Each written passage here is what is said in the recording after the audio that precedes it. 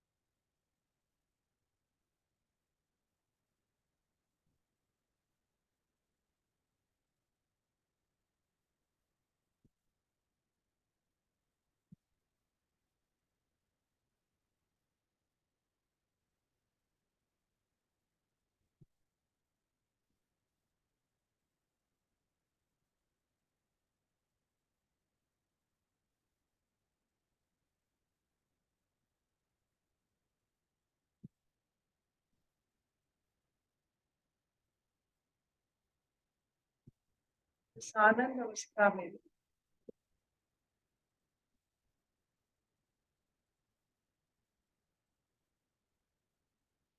सब कुछ कारण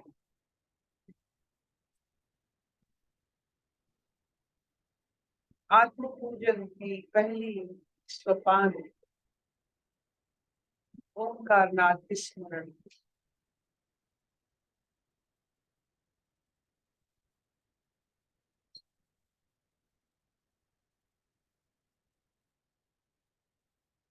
इस स्मरण से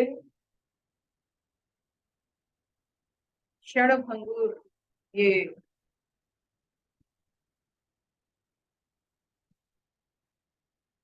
आकारमय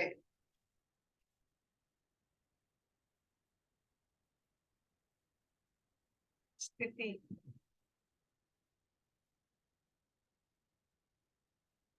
ओंकार नाथ से ये जो आकारमय स्थिति निराकार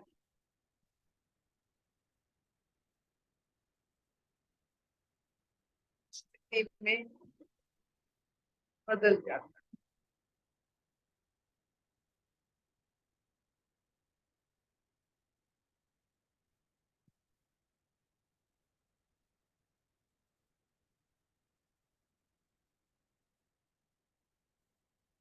इस निराकार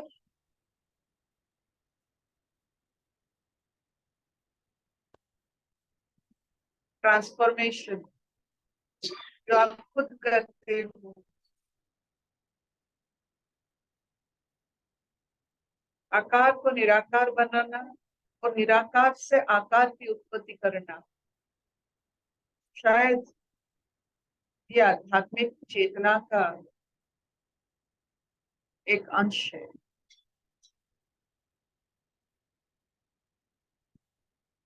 तो इसी पहलू के साथ फिर अगले श्लोक पढ़ते हैं स्वागत जी से।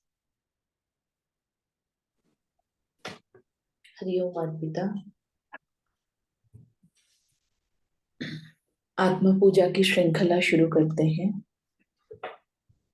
आज हम 10वां श्लोक पढ़ेंगे। उसके पहले एक बार पहले से 9वां श्लोक रिपीट करेंगे। ओम तस्य निश्चिंतनम ध्यानम। ओम का निरंतर स्मरण ही उसका ध्यान है। सर्व कर्म निराकरण आवाहनम। सब कर्मों के कारण की समाप्ति ही आवाहन है। निश्चलम ज्ञानम आसनम। निश्चल ज्ञान ही आसन है। उन्मनी भाव पाद्यम। मन का ऊपर की ओर बहना ही पाद्यम है, परमात्मा की पूजा के लिए जल है। सदा मनस्कम अर्घ्यम। मन के तीर का निरंतर उसी की ओर लक्ष्य होना ही अर्घ्य है, अर्पण है। सददीप्ति अपार अमृत वृत्ति स्नानम, आंतरिक प्रकाश में तथा अंतर के अनंत अमृत में निरंतर केंद्रित रहना ही पूजा की तैयारी के लिए स्नान है।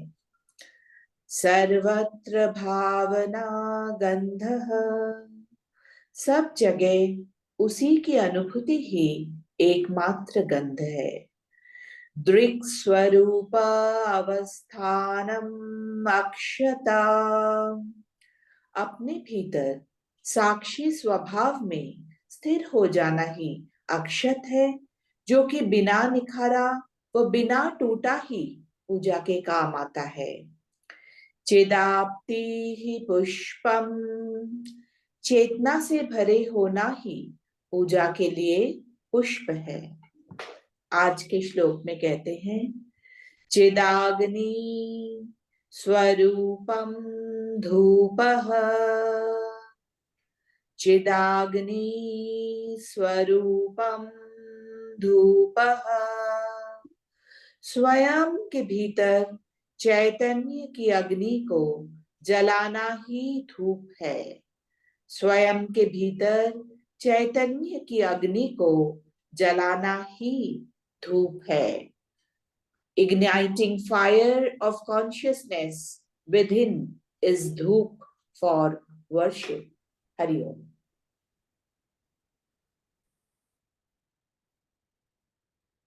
चिदा चिदाप्ति और चिदाग्नि एक पुष्प है, एक अग्नि का एक अंश है, एक धूप है। सूरज का भी धूप होता है,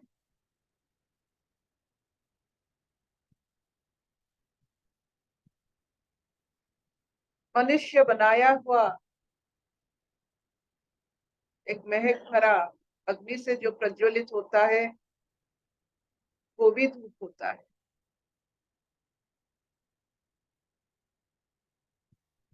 कौन सा धूप को हम माने?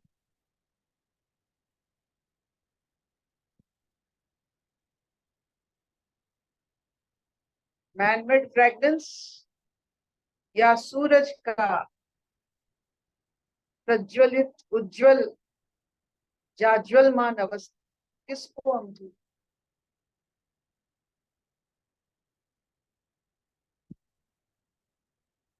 तो चिदाग्नि अग्नि वेद का पहला ऋचा होता है, अग्नि मिले पुरोहितम।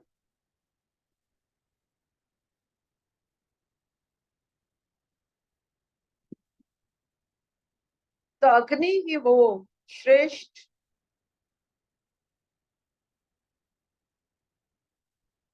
स्थिति है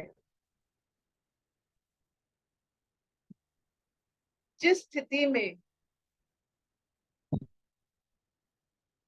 आपको आपकी स्थिति पता चलता।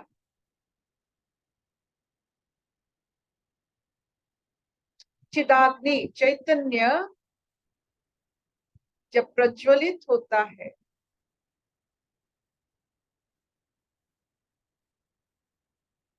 आप मन से चित्त तक, चित्त से चित्त तक, अब चैतन्य की बात। चैतन्य नेत्र जब खुलता है, जो बहुत सिद्धि के बाद, तो आपका आपके कर्मों कर्मों के साथ जो बंधन है वो दिखता है। अभी हम जितने सारे कर्म करके अपने सामने उसको रखे हैं वो हमें नहीं दिखता है, क्योंकि चैतन्य अग्नि, चैतन्य नेत्र अभी खुला नहीं। तो अपने कर्म बंधन को समझ सकना, अपने कर्म बंधन को बड़े धैर्य से खोलना,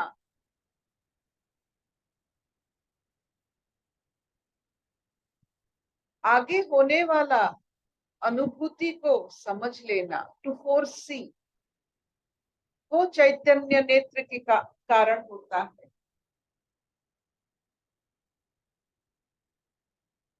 जिसका चैतन्य अग्नि खुल जाता है,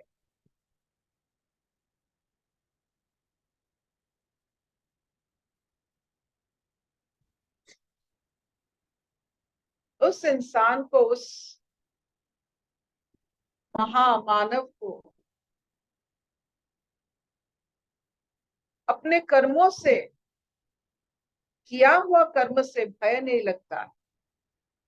कोई भी हम किए हुए कर्म को भयभीत नहीं होना है, उसे आराम से स्वीकार करके उसे मुक्त करना है, उससे मुक्त होना है। ये चैतन्य का प्रवृत्ति है।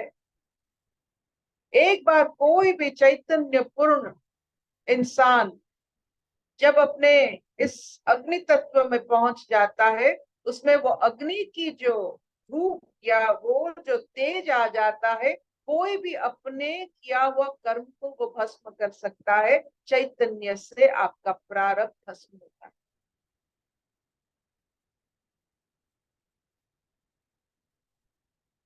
क्या आप वहां तक जाएंगे? क्या आप उस अवस्था, वो अग्नि देखिए, हमने शुरू किए कितने कोमल अवस्था से, शरीर कितना कोमल, मन कितना कोमल, उससे कम कोमल, चित्त कितना कोमल, चित्त कितना कोमल है, चैतन्य पर अग्नि विराजमान।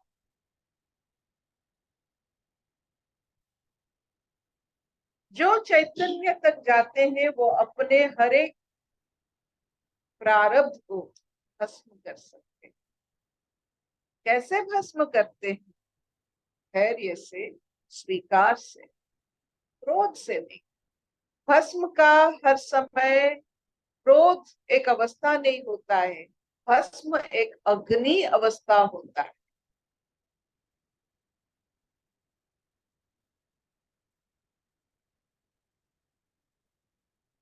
तो चिदाग्नि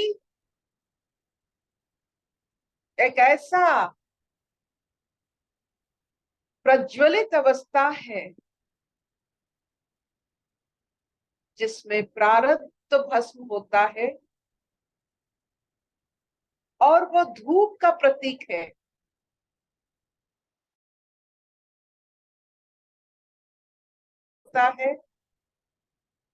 और जिसमें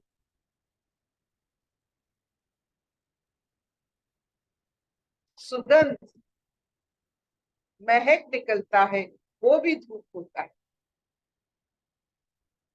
तो इस चैतन्य में, प्रज्वलित अवस्था में आपको महक मिलेगा।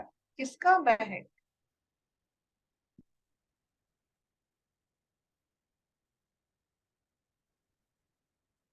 आपको वो विस्मृत स्मृति जिसे प्रारब्ध बंधा है,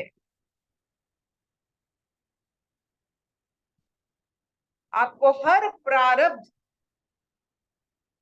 कर्म का ज्ञात हो जाएगा, महक मिलेगा। You can track your memory. तो चैतन्य जो एक प्रज्वलित अवस्था है, अग्नि तत्व है, उसमें महक भरा पड़ा है और वो महक खुद की प्रारब्ध का स्मृति, वो स्मृति ही महक है।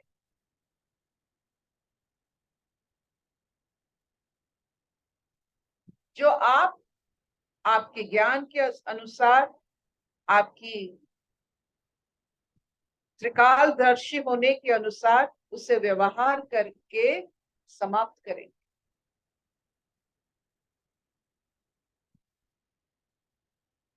इसे चैतन्य नेत्र कहा जाता है।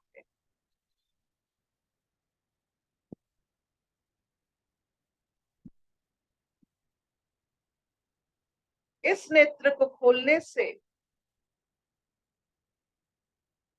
आप मानो जैसे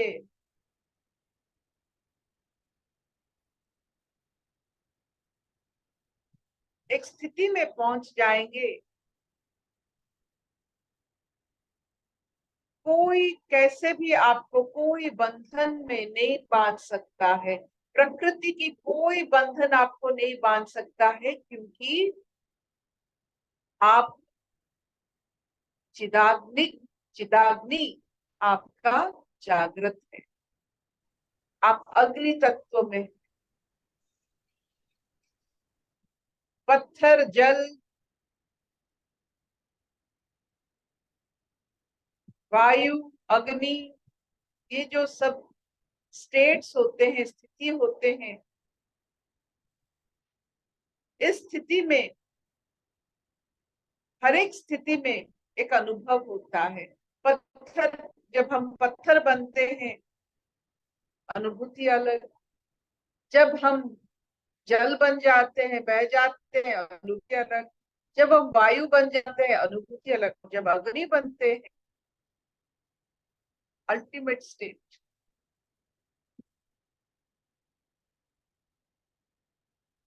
शरीर को अग्नि बनना पड़ता है। जब हम स्मशान में जाते हैं, शरीर को अग्नि बना दिया जाता है, क्योंकि उसका वो आखिरी पड़ाव है, अग्नि तत्व। तो हम देखिए, जल, पत्थर, ये सब होके अग्नि तत्व में सब लीन हो जाते हैं। तो क्यों ना जीव चैतन्य अग्नि से अपना प्रारब्ध का सामना करे और उसे भस्म करे, धैर्य से, प्यार से और स्मृति की महक से। प्यार से, अपने स्मृति की महक से। हमें स्मृति नहीं है, अगले पिछले जन्म का कोई स्मृति नहीं है, लेकिन जिसका चैतन्य अग्नि जागृत हो गया है, उसको जन्म जन्मांतर की हर चीज की याद आ जाती है, स्मृति आ जाती है, वही उसका महक। if you know yourself completely, you are pregnant. आपका महक आपकी स्मृति से।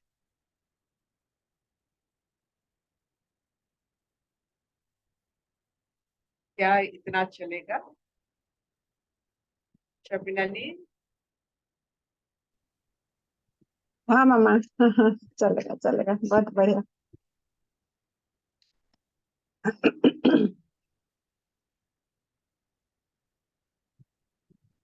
धूप का दो व्यवहार हुआ है इसमें, एक महक और एक प्रज्वलित अवस्था।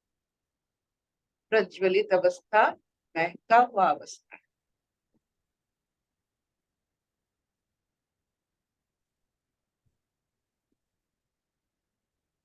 क्या अपने कोमल भाव में आप अग्नि धारण कर सकेंगे?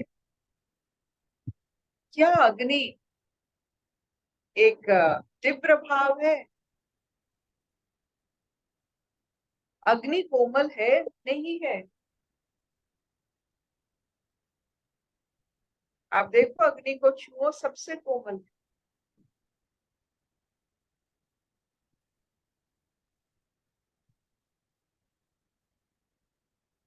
इसमें तेज है, ताप है,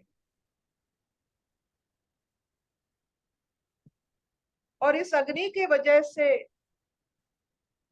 सब महक है।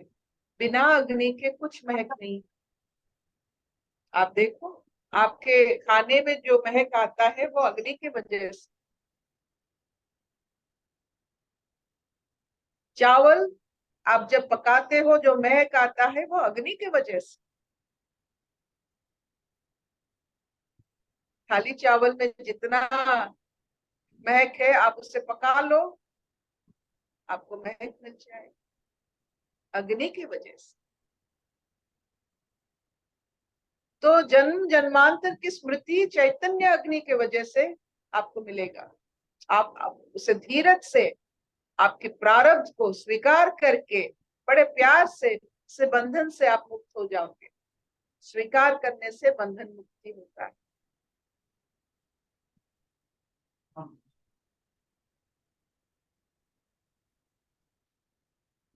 अशतो मा सद्गमय तमसो मा ज्योतिर्गमय मृत्युर्मृतंगमय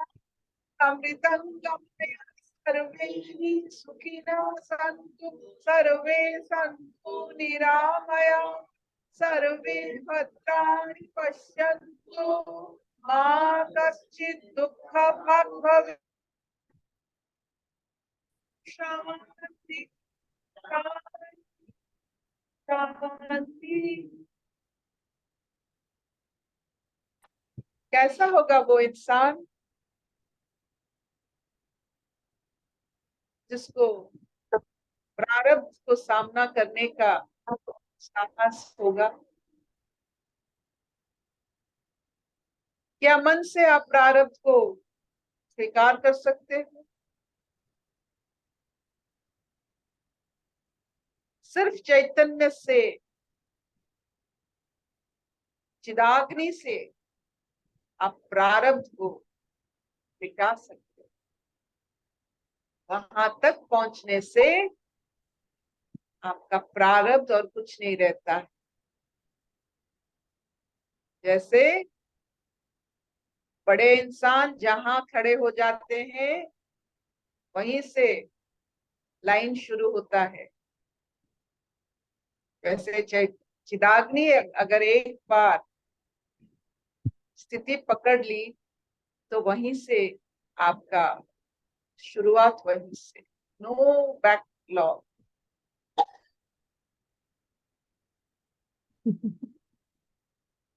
इस स्थिति में सबको जाना है। इस स्थिति के बारे में सबको पता होनी है। खुद को अगर पता हो गया तो जरूर इससे व्यवहार कीजिए। कभी कभी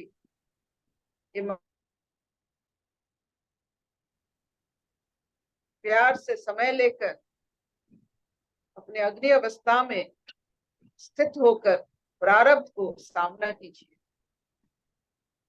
प्रारब्ध को सामना कीजिए।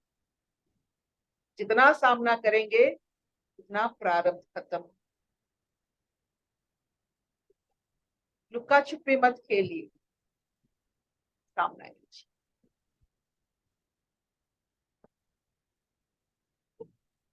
कोई प्रश्न हो, कोई विवेकी अनुभूति हो, जरूर कहिए।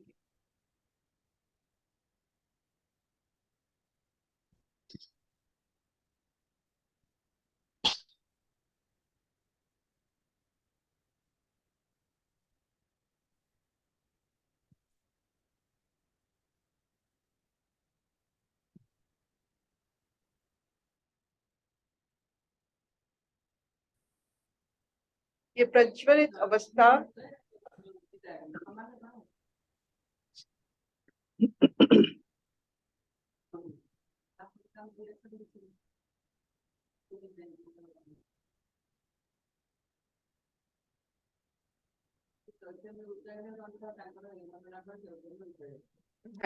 लिटरेरी मीनिंग है, वैदिक मीनिंग है क्या? You are talking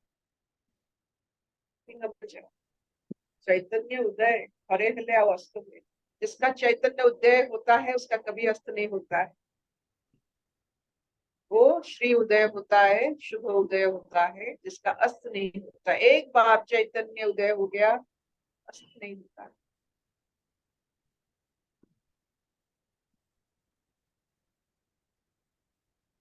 thank you mama, thank you.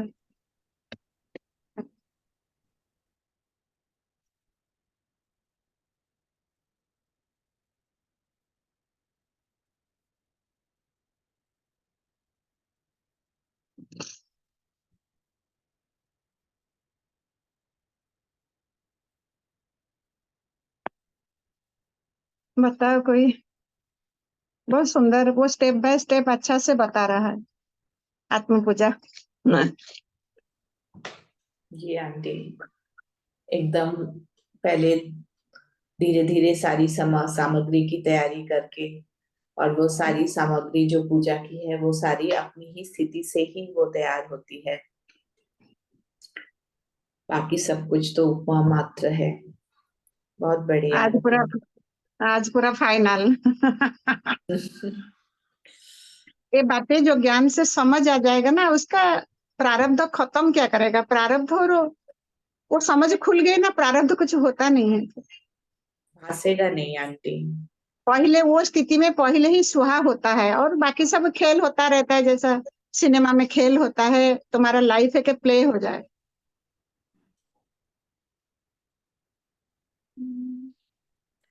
बोलो, आंटी किसका हम नहीं हो रहा है? किसी का कंफ्यूजन है, किसी का कहाँ प्रॉब्लम है, किसी को स्वाहा नहीं हो पाता है? प्रज्वलित अवस्था मतलब क्या समझा? अद्वैत ज्ञान का नित्य स्थिति सही समझ ही प्रज्वलित अवस्था है।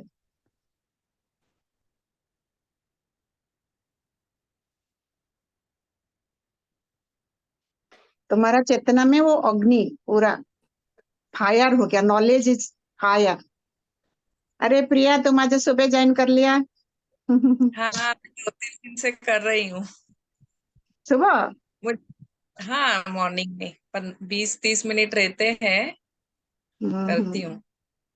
मुझे ये थैंक यू। पूछना था, वो प्रज्वलित अवस्था में हम रहते हैं और समझ भी आ रहा है, लेकिन जब वो अवस्था आती है, वो प्रज्वलित या सिचुएशन आती है, तो वो टाइम पे हम वो कर नहीं पाते, वो सोच नहीं पाते, उसी टाइम ब्लॉक हो जाता है। जिस समय शक्ति चाहिए।